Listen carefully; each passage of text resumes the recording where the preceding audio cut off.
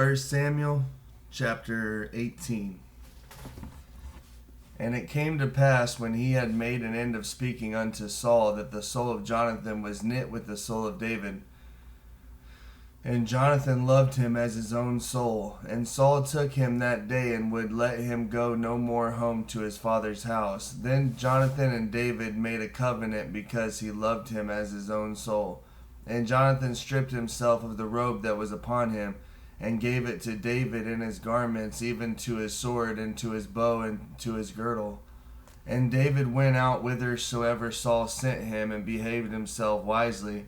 And Saul set him over the men of war, and he was accepted in the sight of all the people, and also in the sight of Saul's servants. And it came to pass, as they came, when David was returned from the slaughter of the Philistine, that the woman came near out of all the cities of Israel, singing and dancing, to meet King Saul with tabrets, with joy, and with instruments of music. And the women answered one another as they played, and said, Saul hath slain his thousands, and David his 10,000s. And Saul was very wroth, and the saying displeased him. And he said, They have ascribed unto David 10,000s, and to me they have ascribed but thousands. And what can he have more but the kingdom? And Saul eyed David from that day forward. And it came to pass on the morrow that the evil spirit from God came upon Saul, and he prophesied in the midst of the house. And David played with his hand, as at other times. And there was a javelin in Saul's hand.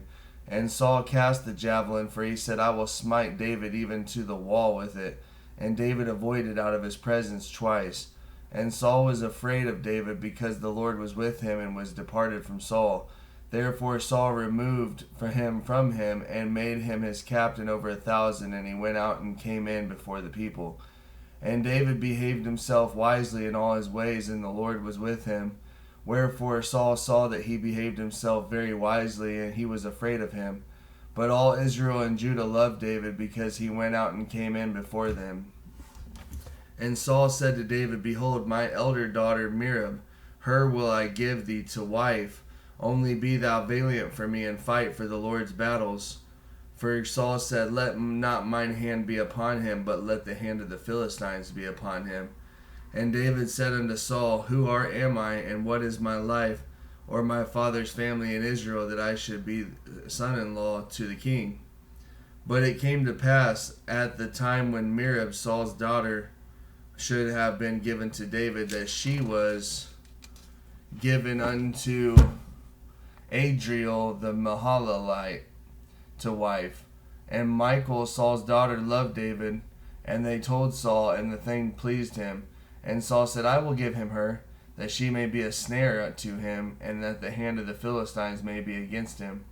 Wherefore Saul said to David, Thou shalt this day be my son-in-law in the one of the twain. And Saul commanded his servants, saying, Commune with David secretly, and say, Behold, the king hath delight in thee, and in all his servants love thee. Now therefore be the king's son-in-law. And Saul's servants spake those words in the ears of David. And David said, Seemeth it to you a light thing to be a king's son-in-law, seeing that I am a poor man and lightly esteemed? And the servants of Saul told him, saying, On this manner spake David. And Saul said, Thus shall ye say to David, The king desireth not any dowry, but 100 foreskins of the Philistines, to be avenged of the king's enemies. But Saul thought to make David fall by the hand of the Philistines. And when his servants told David these words, it pleased David well to be the king's son-in-law, and the days were not expired. Wherefore David arose and went, and he and his men, and slew of the Philistines 200 men.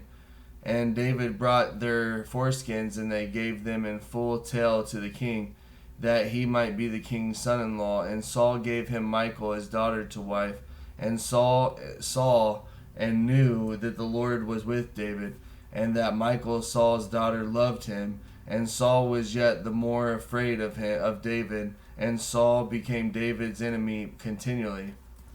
Then the princes of the Philistines went forth, and it came to pass after they went forth that David behaved himself wisely, more wisely than all the servants of Saul, so that his name was much set by.